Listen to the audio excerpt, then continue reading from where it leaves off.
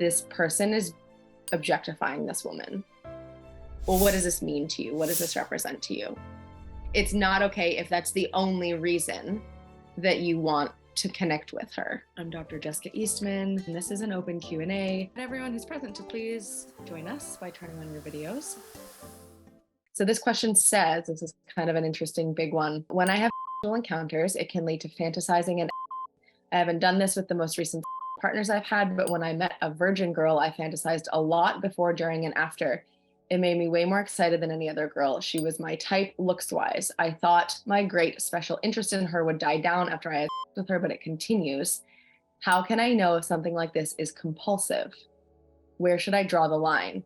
I think the biggest thing that I would say here with regard to this specific question, but I think we can extrapolate it to in general, is that often, although not always, in a situation with a lot of fantasizing, and like this like very compelling need to think about it all of the time. And also even the way that this question asker is describing this person is very much removing the person from the idea of the person, right? Which is another way of saying this person is objectifying this woman.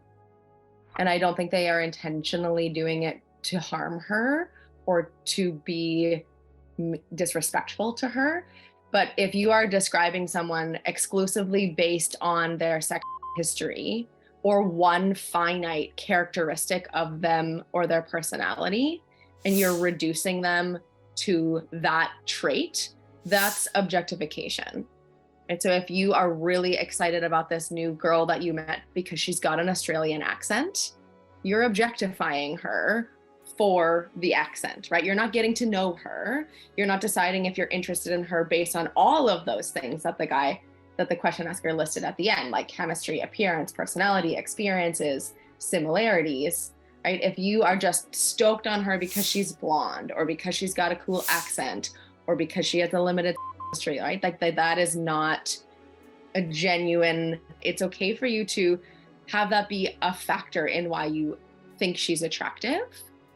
Although the past history one, I would question if that is like an honorable thing to source attraction from. So I like Josh's questions about like, well, what does this mean to you? What does this represent to you?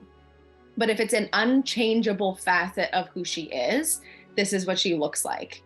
This is how she sounds. This is how tall she is. This is what she does for work. It's okay to have that be a component of why you are interested in her.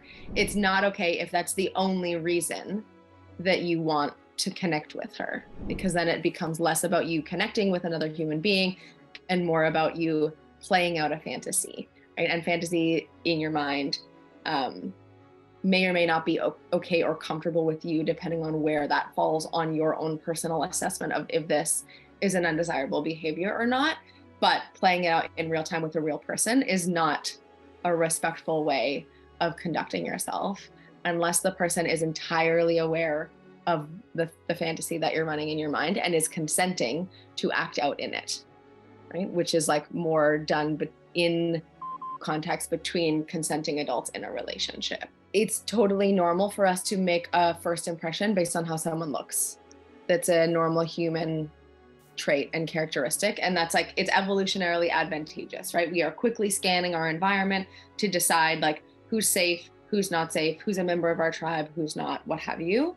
So you don't have to beat yourself up for thinking that like a person with brown hair is going to catch your eye more readily.